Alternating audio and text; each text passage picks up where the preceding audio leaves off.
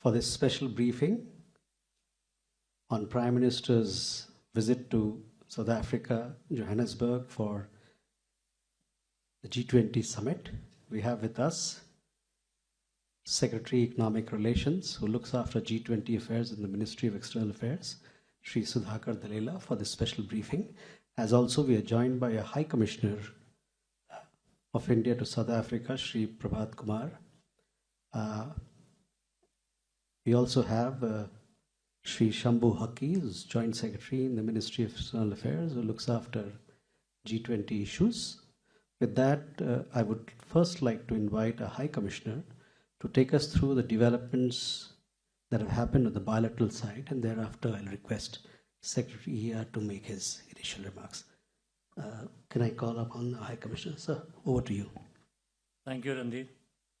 And it's always a pleasure to speak to you, but you can see our Additional Secretary XP, who always takes the floor when he's in Delhi and Ministry of External Affairs. So we have the good luck and opportunity to have him here.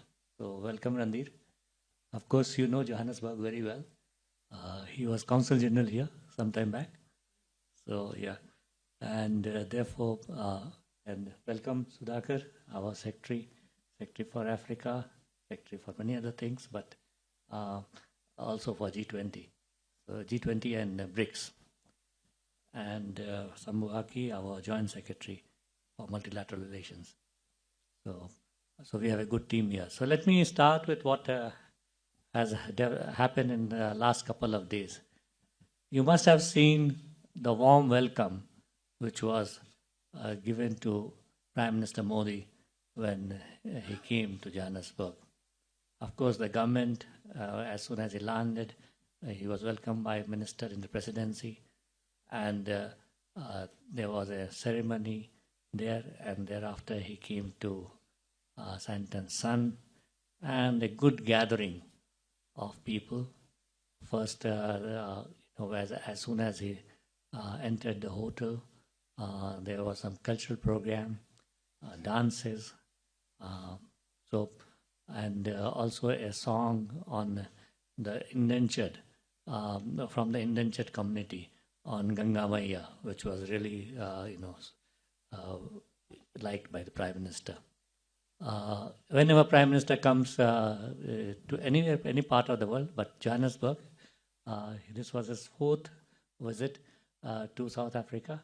But whenever he comes to Johannesburg, the welcome he gets is really, really warm. So thank you, Johannesburg, for that. We had, around 300 to 400 people, but more people wanted to come.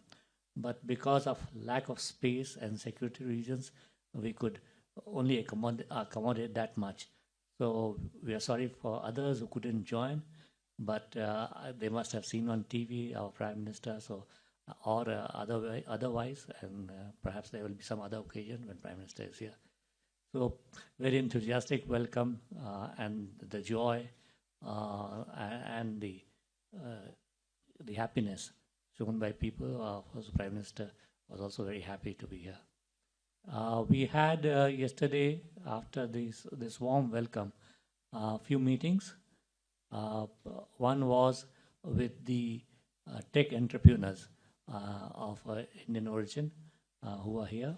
So young tech entrepreneurs who explained to the Prime Minister the areas in which they are working, and how the technology that they are working on is helping people.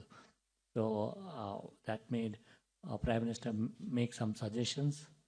Then he had a meeting with some of the leaders of organizations of the Indian origin people, and that was also went off very well, and that way he was able to connect with the community in otherwise the leadership. So, and he had a conversation with them.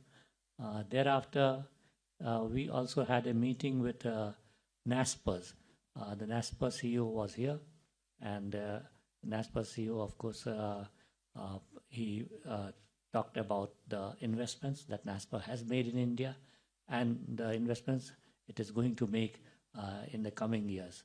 And Prime Minister had some suggestions on which areas they could look into. So that meeting also went very well. So these were the, for yesterday's activity. Of course, on G20, we have the secretary and the joint secretary who will perhaps give you information. Thank you very much. Sir, over to you. Well, thank you very much, Randhir, and good evening, everyone. As my colleague Randhir has mentioned, Honorable Prime Minister Shri Narendra Modi participated today in the G20 Leaders Summit hosted by the President of South Africa. This has been Prime Minister's 12th participation in G20 summits. As High Commissioner Prabhat mentioned, Prime Minister has been to South Africa earlier. He came in 2016 on a bilateral visit, followed by 2018 and 2023 for attending the BRICS summits. This is his fourth visit, but this G20 summit was special for many of us, certainly for India, because this was the first time G20 summit took place in Africa, and it was also the fourth Global South presidency of G20 in succession. As you would recall, Indonesia chaired the G20 presidency in 2022, followed by India, Brazil, and then, of course, South Africa. Prime Minister addressed both the sessions of the opening day of the summit today. He thanked Honorable President Ramaphosa for his warm hospitality and for a very successful organization of the summit. At the opening session on inclusive and sustainable economic growth, leaving no one behind, Prime Minister appreciated the work done by the group under the South African presidency in areas such as skilled migration, tourism, food security, artificial intelligence, digital economy, innovation, and women empowerment. Prime Minister recalled some of the historic decisions taken during the New Delhi G20 summit and that have been carried forward by the South African presidency. Prime Minister emphasized that it was time to look at new parameters of development, one which addressed imbalance of growth and over-exploitation of nature. In this context, Honorable Prime Minister noted that the idea of integral humanism based on India's civilizational wisdom must be explored, which takes into account the holistic view of human society and nature, and that is how harmony between progress and planet could be achieved. Elaborating India's approach to growth, development, and well-being for all, Prime Minister proposed a few actionable for the G20 to consider. These included, number one, creation of a G20 Global Traditional Knowledge Repository. This would harness collective wisdom of humanity for the benefit of future generations. Secondly, creation of a G20 Africa Skills Multiplier.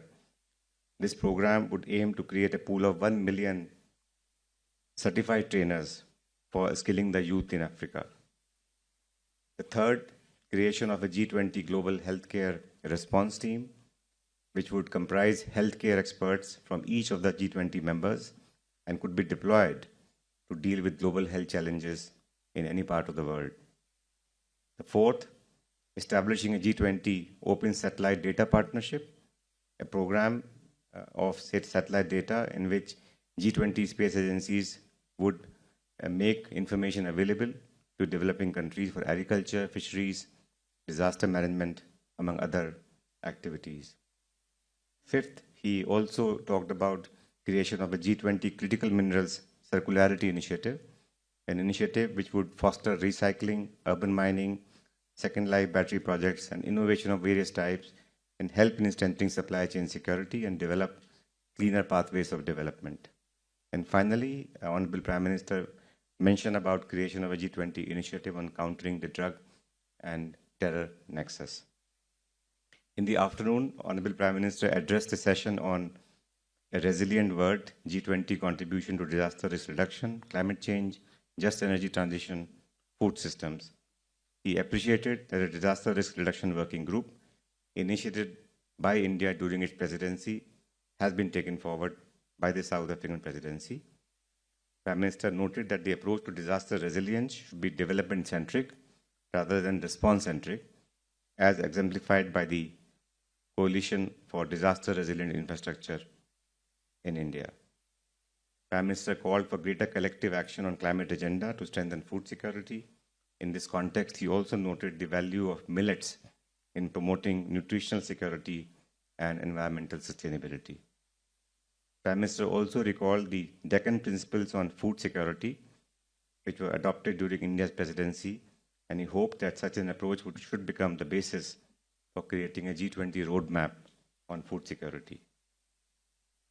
He also called upon developed countries to meet their climate action commitments on providing affordable finance and technology to developing countries in a time-bound manner. Prime Minister, of course, sought greater voice for the Global South in global governance structures. In this context, he recalled the inclusion of the African Union as a permanent member of G20 during India's presidency in New Delhi 2 years back, which was a major step forward, and he felt that this inclusive spirit must continue beyond G20. Now, coming to the outcome of the South African presidency, I think all of you have been following reports coming out in media through various platforms within the framework of the overarching theme of solidarity, equality, and sustainability. The G20 this year has delivered a strong message on 4 key priorities that were identified by the South African presidency, which included strengthening disaster resilience and response, taking action to ensure debt sustainability for low-income countries, harnessing critical minerals for sustainable economic growth, and mobilizing finance for just energy transition. There was a focus on the issues and priorities of Africa, which are reflected in the G20 South Africa Summit Leaders Declaration, which was adopted by the members who were gathered at the summit today. I would like to also say before concluding that it is encouraging to see how the initiatives and outcomes that were shaped during our presidency have continued to evolve, gather momentum, and translate into concrete progress across the G20 and taken forward by the South African friends during their presidency. So with these comments, I would like to perhaps stop here. I would like to only say that there is a third session tomorrow of the summit. Honorable Prime Minister proposes to make an intervention on the theme of the third session. And there would be also on the margins a meeting of the India, Brazil, South Africa leaders tomorrow morning. So with these words, I think I would like to stop here, and I would be happy to take any question that you might have. Thank you very much. Before we open the floor for questions, let me fill you in with some of the bilateral engagements that the Prime Minister has had. On the first day of his arrival, the Prime Minister met with the Prime Minister of Australia. The two leaders discussed diversification and deepening of India-Australia relationship. As you would be aware, some of you, that this is a relationship which was elevated to the level of comprehensive strategic partnership in 2020. And in the last 5 years, this relationship has done exceedingly well, and we have made significant progress. Prime Minister Albanese, he conveyed deepest condolences on the latest terror attack in Delhi, and both leaders renewed their commitment to strengthen global fight against terrorism. The two leaders, they discussed as to how to take this relationship forward, and in this context, they talked about strengthening political ties, strategic ties, defense and security issues, trade and investment ties, also collaboration in the fields of critical minerals, mobility, education, energy partnership, and how to strengthen people-to-people linkages between the two countries. They also discussed issues of regional and global importance. Prime Minister also had several pull-asides, and we have put out details about each of those meetings. Today, on the sidelines of the G20 summit, Prime Minister met with President of France. India-France relationship, of course, very important, a force for global good. He met the President of South Korea. This was the second meeting that he was having with President of South Korea. Again, a country with which we have special strategic partnership. He met the President of Brazil, President Lula, Prime Minister of UK, Sir Keir Starmer, the UN Secretary General, the Prime Minister of Malaysia, the Prime Minister of Singapore, the Prime Minister of Ethiopia, the Chancellor of Germany, Prime Minister of Vietnam, as also Director General of WTO and the Director General of WHO. In addition, Prime Minister also met with the President of Angola and also the President of Sierra Leone. We have put out details of all these meetings, so I would refer you to them. With that, we open the floor for questions. Amrit?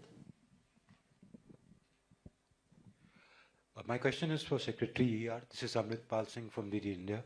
So, the Johannesburg Leaders Declaration was adopted today. How far would you say that the outcomes of 2023 Delhi Summit were carried forward in Johannesburg? Mm-hmm. Shruti? Thank you, sir. Shruti Ranjan from Bloomberg. So I've got a couple of questions and clarifications to ask. So to begin with, sir, we've seen a little bit of rancor coming because of a position that had been taken by the United States. What is India's position on that? Two, why is the IPSA Leaders Summit being held now? I believe it's after 11 years. Is there a reason? Is the trade uncertainty one of them? And finally, sir, if you allow me, if you could give us some details on the trilateral that the Prime Minister had. What exactly will that trilateral achieve? Mm-hmm. Okay, please. Hi, good evening. It's Kaya here from SABC News. This is for you, Secretary ER. So obviously this G20 summit happens at a critical time with the geopolitical tension and tariffs and all that. So do you think with the show of the leaders from the G20, is it really indicating that multilateralism is still safe in light of these developments? And maybe just India's take with the US and South Africa. Trump is not here, a very key player in the global economy. Thank you. Mm-hmm. We'll take one more question here, please. Good evening. My name is Calden Ongmo. I'm presenting WION News. My question is for any one of you. South African government this evening announced that they will not be formally handing over the G20 presidency to US tomorrow. It's very unprecedented. I want to get reaction from India. Thank you.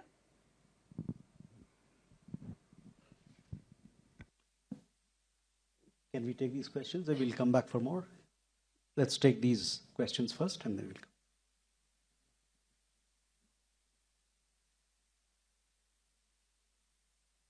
IPSA.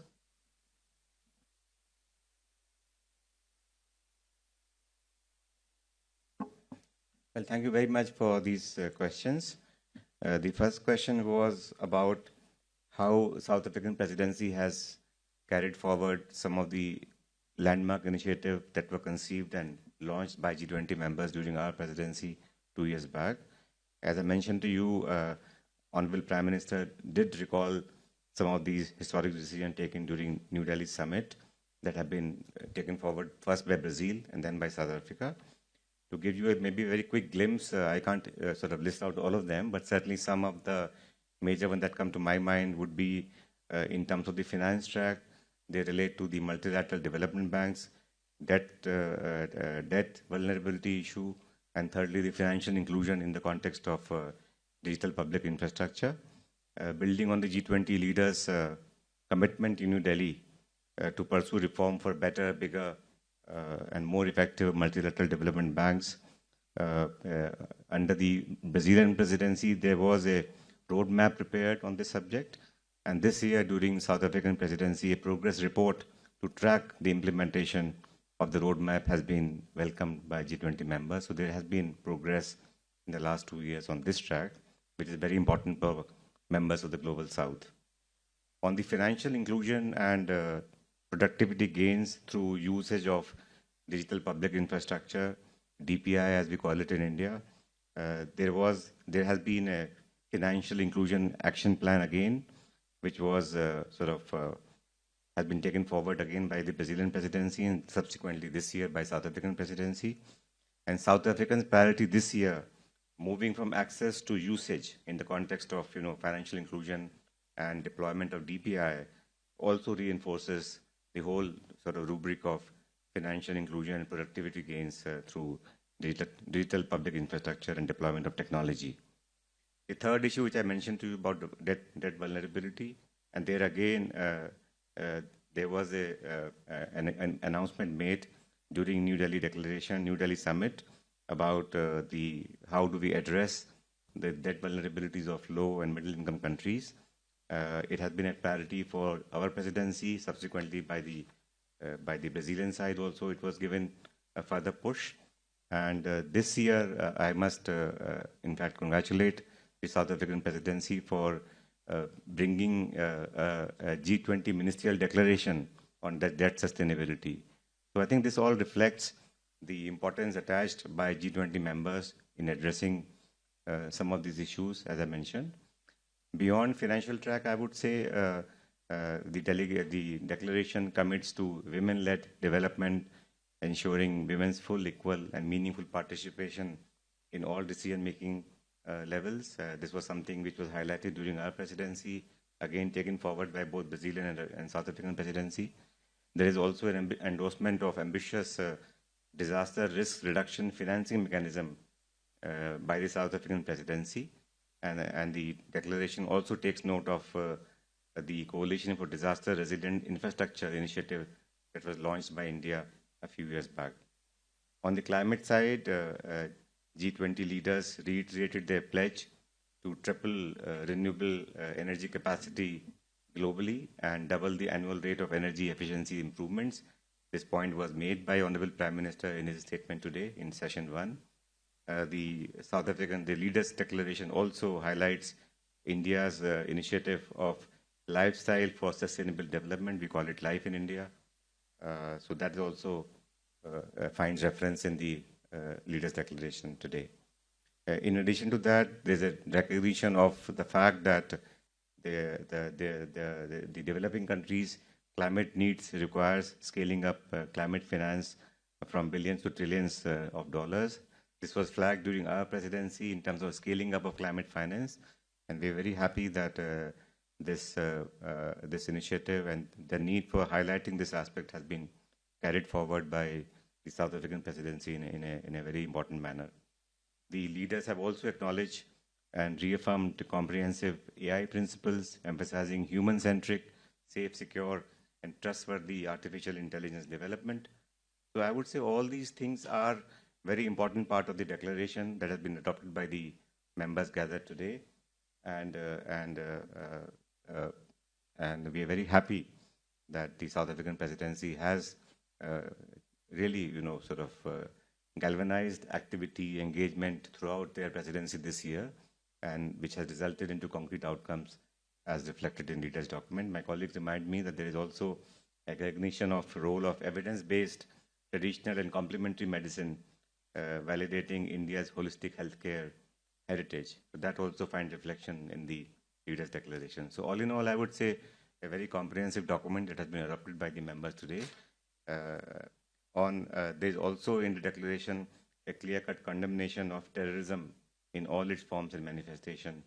So we are very happy with that reference. That is very important from our perspective, and we are very happy that G20 collectively has condemned terrorism in all its forms and manifestations. So all in all, I would say very productive outcomes across 4 pillars, carrying forward the ideas of countries from Global South, certainly from India, and I'm sure all of us will continue to work on these themes as we go in the next presidency, G20.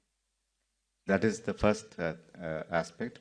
The second question was about the US position. I would not like to comment on US participation or lack of participation.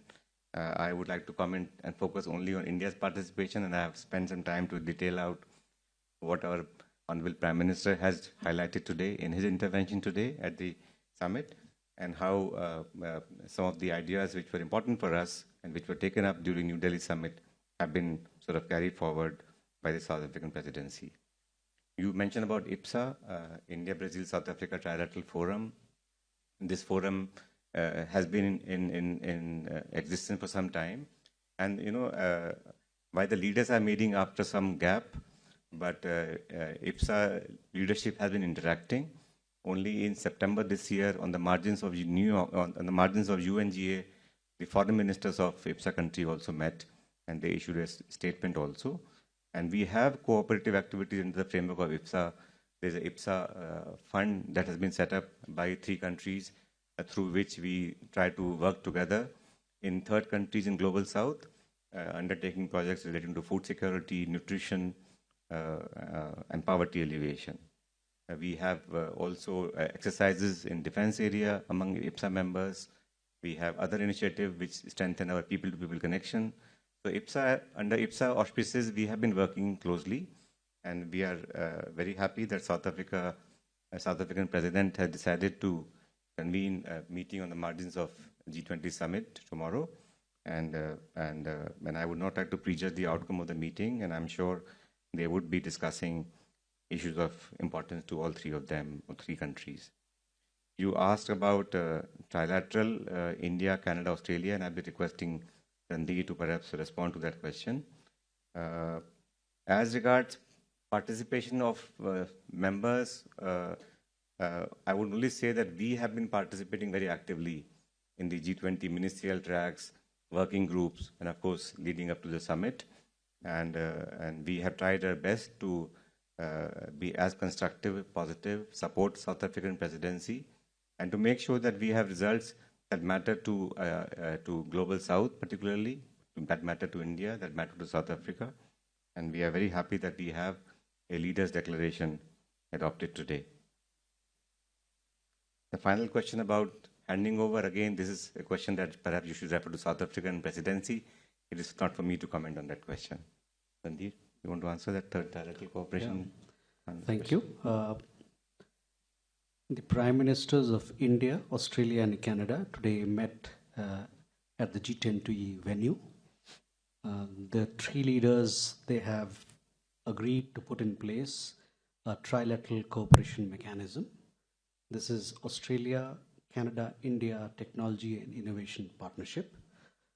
What is important is that here are 3 countries which are democracies and located in 3 different countries coming together to foster trilateral collaboration in the fields of emerging technologies, in the field of AI, for fostering diversification of supply chains, for clean energy partnership, and several other such areas of collaboration and cooperation which today govern our lives in the 21st century.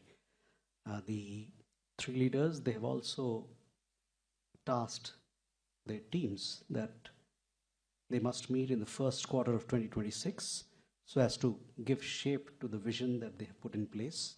So sooner our teams will decide as to how we're going to take this collaborative effort forward.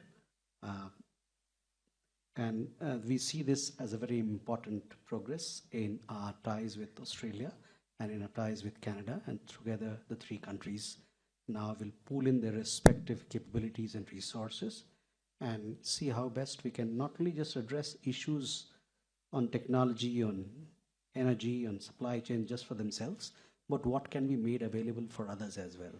So that is, we have put out a detailed joint statement, a common joint statement which has been adopted by the 3 countries. So that will give you more details of this very important collaboration that has been set in motion in Johannesburg. Thank you. You had a question there? Yes, Siyabonga Sitole from Independent Media. I just want to find out from the panel how the Prime Minister feels about the issue of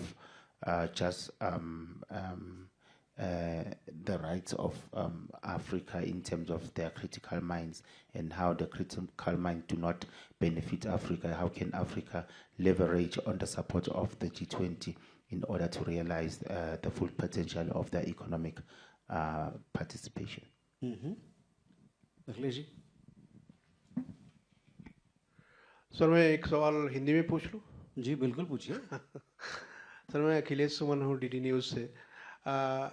date restructuring एक बड़ा problem रहा है और हमने देखा है कि हमारे पड़ोस में श्रीलंका में ख़ास तौर पे that was a big problem.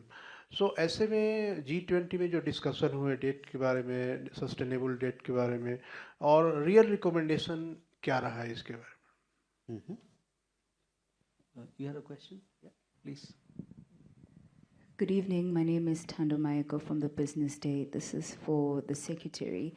My question is, considering that there is obviously an absence, and you don't want to comment on the absence of one member of the G20 in this summit, just how then do members future-proof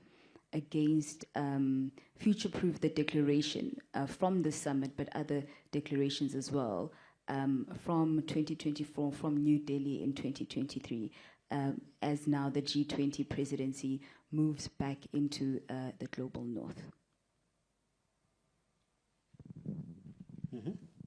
Lomas?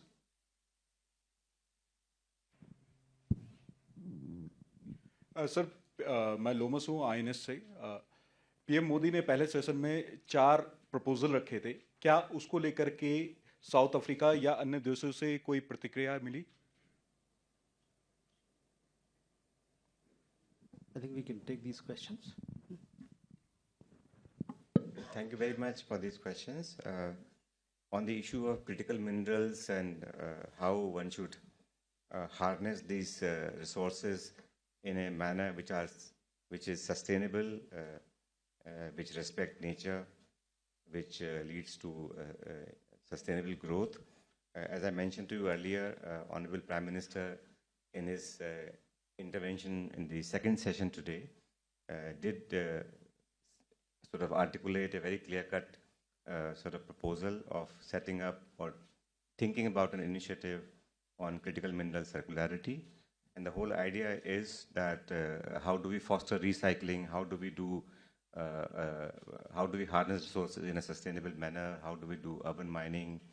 And how do we sort of involve and use innovation in this sector? And how these activities can then help strengthen supply chain security and develop clear pathways of development. So I would refer to that, the actionable that has been mentioned by Honorable Prime Minister for consideration of G20 members. There was also a question about 4 set of proposals that we have outlined, or our Prime Minister has outlined today. In fact, 6 proposals he has made in total 2 sessions, and I have listed these initiatives to all of you. And we would like to, we would not sort of expect an immediate sort of reaction. These are just made today in the sessions, but we would like to engage with G20 members going forward. And I'm sure G20 members would also be reflecting on what our Prime Minister has outlined. These are very important initiatives, very pertinent initiatives on the theme of South African presidency. And as we go toward the next presidency, we would like to, as I said, engage more with G20 members and see how we can take this forward with the support of other members.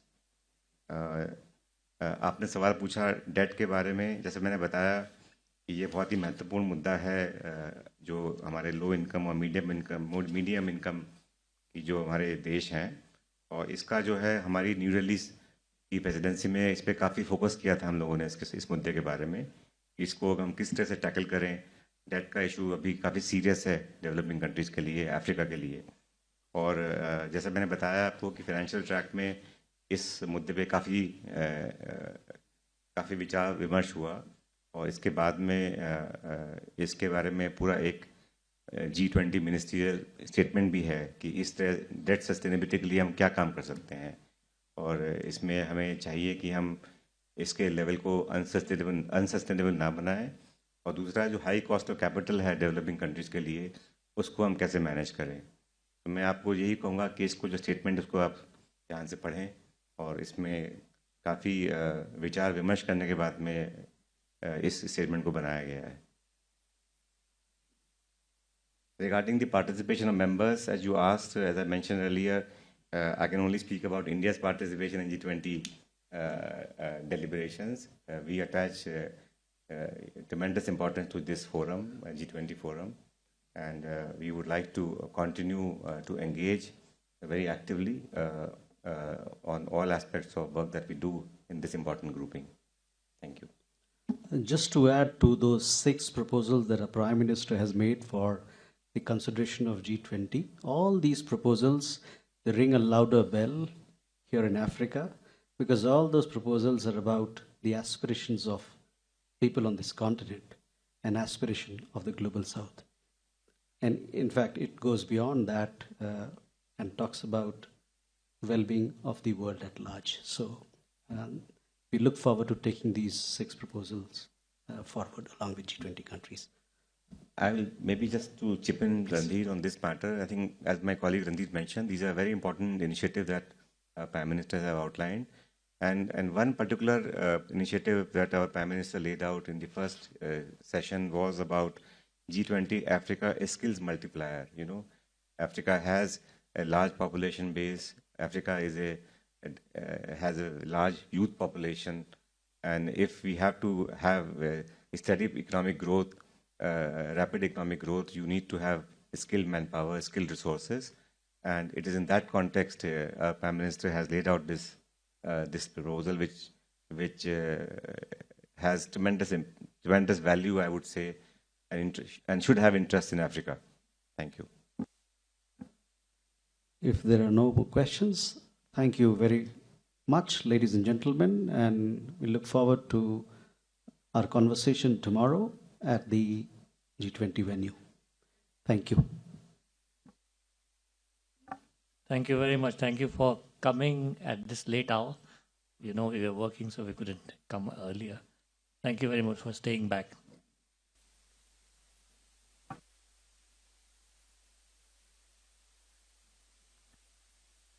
I think Prime Minister will be going back in the evening, so probably not. But of course, those of you who are here can always get in touch with our mission, the High Commission or Consulate.